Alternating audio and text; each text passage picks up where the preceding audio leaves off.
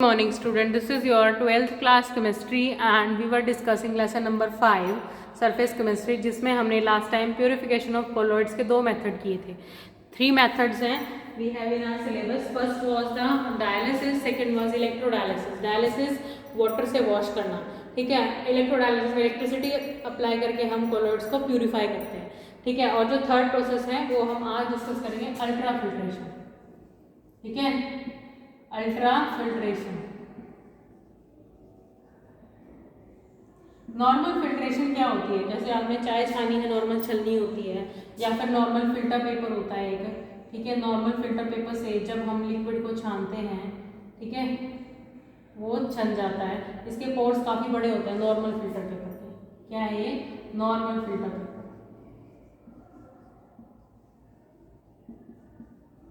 अब normal filter paper के जो पोर्स हैं वो काफ़ी बड़े होते हैं, लार्ज साइज के पोर्स होते हैं. इसमें 1 to 0.25 नैनोमीटर, ठीक है.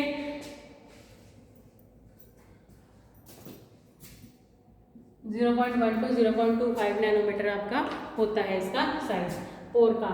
तो पोर साइज इतना बड़ा होता है. अगर हमने कॉलॉइड इसके अंदर डालेंगे, अगर हम कॉलॉइड इसके अंदर डालते हैं फिल्टर करने के लिए, तो एज इट इज जो हम नीचे कंटेनर में है वो सेम हो जाएगा, एज इट इज आ जाएंगे, क्योंकि इसके पार्टिकल के जो पोर के साइज है वो बहुत बड़ा है. कॉलॉइड के पार्टिकल्स में आसानी से निकल जाते हैं. तो हम क्या करते हैं, हम इसकी अल्ट्रा करते हैं. हम इस फिल्टर पेपर के जो पोर साइज है उसको डिक्रीज करते हैं, मतलब जो छेद है उनको छोटा करते हैं.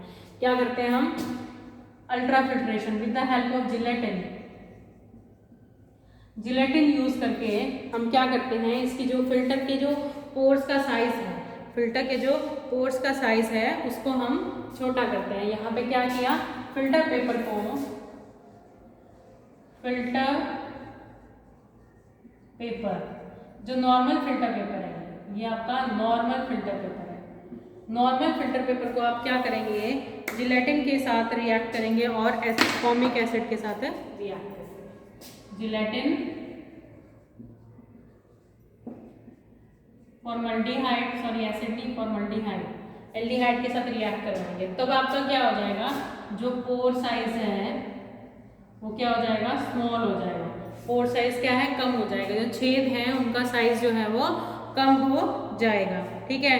इतना कम हो जाएगा कि 0.0015 नैनोमीटर, इतना साइज छोटा हो जाएगा. पहले कितना था, 0.1 to 0.25 नैनोमीटर था, और अब कितना हो गया, 0.0015 नैनोमीटर हो गया. इस तरह से साइज डिक्रीज कर दिया हमने जिलेटिन यूज करके साइज डिक्रीज कर दिया. हम उसको आसानी से फिल्टर कर सकते हैं. अब इसमें क्या होगा, जो आपका फिल्टर है, जो फिल्टर पेपर आ गया और वो फिट हो जाएगा किसके लिए, कॉलॉइड्स को फिल्टर करने के लिए. कॉलॉइड्स अब आसानी से इसमें फिल्टर हो सकते हैं, इम्प्योरिटीज जो है वो नीचे आ जाएंगी, ठीक है.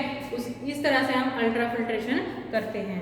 उसके बाद जो आपके कॉलॉइड्स हैं, कॉलॉइड्स कौन सा कॉलॉइड नेगेटिव होगा जो बन रहा है, कौन सा कॉलॉइड पॉजिटिव होगा, ये हमें कौन बताता है, ये हमें बताता है कि जो आपका इलेक्ट्रोलाइट है वो कौन सा यूज किया गया है, ठीक है. जो इलेक्ट्रोलाइट है वो कौन सा यूज किया गया है. सपोज आपके पास AgNO3 है और हमारे पास है NaI, ठीक है, NaI. अब हमारे पास ये किस तरह से टूटेगा, AgI का सोल बन जाएगा, AgI का सोल बन गया. और आपके इसके अंदर क्या क्या बचा, कौन कौन से, ये एक्सेस में लिया है हमने, क्या लिया है हमने, एक्सेस में, positive and negative colloids. Positive कब बनेगा और नेगेटिव हमें पता कैसे लगेगा, जो हमारा कॉलॉइड बना है वो नेगेटिव है या पॉजिटिव है. सिल्वर नाइट्रेट NaI हमने एक्सेस में डाला है, इस पे एक्सेस में डाला है, तो यानी कि जो ये तो पूरे बन गए AgI, जो एक्सेस में बचा है कौन सा बचा है, Na पॉजिटिव, और कौन सा है आपके पास, नाइट्रेट I नेगेटिव और नाइट्रेट NO3 नेगेटिव. अब आपका एक्सेस में कौन सा है, सोडियम है और I, ठीक है, सोडियम है और I है.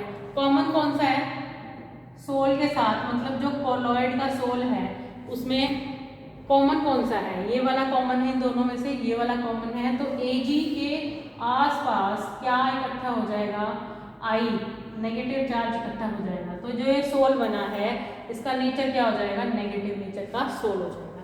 ठीक है, इस तरह से आप बता सकते हैं एक पर्टिकुलर सोल आपका नेगेटिव है या पॉजिटिव है।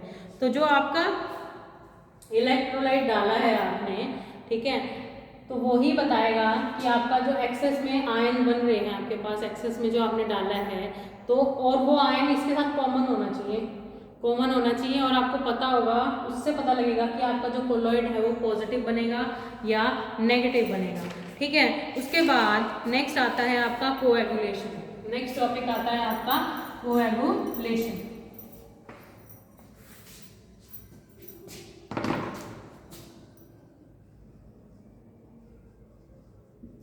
कोएगुलेशन क्या होता है, आपने कोलॉइड्स बना दिए, कोलॉइड्स का नीचे बैठ जाना, सेटल हो जाना नीचे। ठीक है, कोलॉइड्स का इकट्ठा हो जाना। जैसे आपने गोल्ड सोल बनाया है, गोल्ड सोल में क्या करा था आपने, गोल्ड का सोल बना दिया आपने। अब इसके चारों तरफ आपने एक इलेक्ट्रोलाइट डाला है ना, ताकि आयंस ये जो नेगेटिव नेगेटिव रिपेल करें और इनका कोलॉइड बने रहे ये। अब इस नेगेटिव को हटा दें अगर हम, तो ये दोनों चिपक जाएंगे दूसरे के साथ और सेटल हो जाएंगे। ठीक है, जब आपके कोलॉइडल पार्टिकल सेटल डाउन हो जाते हैं, settling down of colloidal particle, ठीक है, settling down of colloidal particles, उसको हम क्या बोलते हैं, कोएगुलेशन। उसको हम क्या बोलते हैं, कोएगुलेशन। आपके जो कोलॉइड पार्टिकल है वो इकट्ठा हो चुके हैं, उसको हम बोलते हैं कोलॉइडल पार्टिकल। तो ये हम किस तरह कर सकते हैं कोएगुलेशन, इलेक्ट्रिसिटी अप्लाई करके, इलेक्ट्रिसिटी को अप्लाई करते हैं। ठीक है, इलेक्ट्रिसिटी अप्लाई करके कर सकते हैं, और बाय रिमूविंग इलेक्ट्रोलाइट, जो इलेक्ट्रोलाइट हमने ऐड किया था उसमें चार्ज सेपरेशन के लिए, उसको रिमूव कर देंगे तो भी आपका कोएगुलेशन हो जाएगा। उसके बाद बाय एडिंग एक्सेस, बहुत ज़्यादा इलेक्ट्रोलाइट भी ऐड करके हम इनका कोएगुलेशन करवा सकते हैं। और उसके बाद बॉइलिंग, बाय बॉइलिंग के बाद, बॉइलिंग के प्रोसेस के थ्रू भी हम इनका कोएगुलेशन करवा सकते हैं। ये आपका कोएगुलेशन प्रोसेस था। उसके बाद आता है इमल्शन। नेक्स्ट टॉपिक आता है आपका emulsion.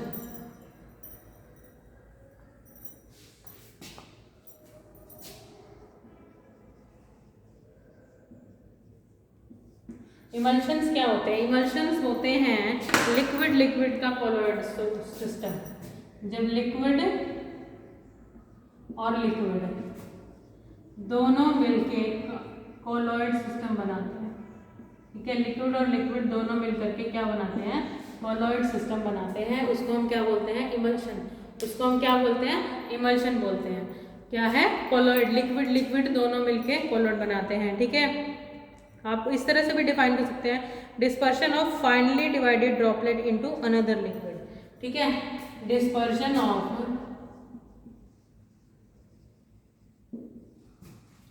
Finally divided droplets into liquid के अंदर जो आपका डिस्पर्शन होने वाला है, जो आपका फेज है वो छोटे छोटे ड्रॉपलेट्स में टूट करके पूरे लिक्विड में बिखर जाए, उसको हम क्या बोलेंगे, इमल्शन। उसको हम क्या बोलेंगे, इमल्शन बोलेंगे। जैसे for example oil in water, दो तरह के होते हैं इमल्शन, ऑयल इन वाटर होता है, दूसरा वाटर इन ऑयल होता है। ऑयल के छोटे छोटे ड्रॉपलेट वाटर के अंदर पूरे बिखर जाएं, that is oil in water, और वाटर के ड्रॉपलेट छोटे छोटे होकर के ऑयल में डिस्पर्स हो जाएं, तो क्या हो जाता है, आपका इमल्शन क्रिएट हो जाता है। अब इमल्शन आपका ऐसे तो बन नहीं जाता, इमल्शन में एक पर्टिकुलर चीज डालनी पड़ती है जिसको हम इमल्सिफाइंग एजेंट कहते हैं। जिसको हम क्या कहते हैं, इमल्सिफाइंग एजेंट कहते हैं।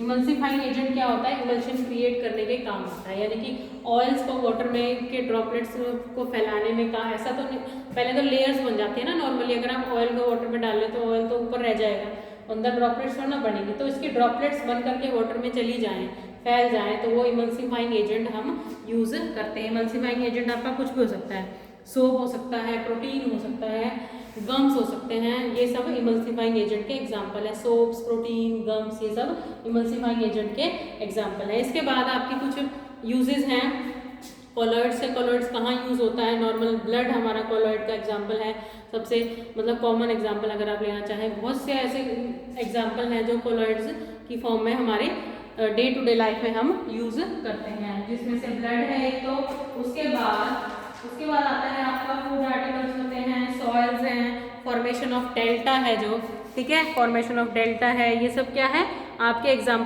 फॉग है, ब्लू कलर ऑफ स्काई है, ये सब एग्जाम्पल है किसके? कोलॉइड्स के। और एप्लीकेशंस क्या क्या है इसकी? एप्लीकेशन क्या है इसकी? जो आपके इंडस्ट्रीज में सबसे पहले तो इंडस्ट्रीज में यूज़ होता है, इमल्सिफाइंग एजेंट्स हैं, ये कोलॉइड्स के ही एग्जाम्पल हैं। आपके वाटर प्यूरिफिकेशन में यूज़ होते हैं कोलॉइड्स, और ड्रिंकिंग वाटर को प्यूरिफाई करने के काम आते हैं, मेडिसिनल पर्पस के लिए यूज़ होते हैं, ठीक है। और इस तरह से बहुत सारे यूजेस हैं डे टू डे लाइफ में। तो यहाँ पर आपका जो चैप्टर 5 है सरफेस केमिस्ट्री खत्म होता है।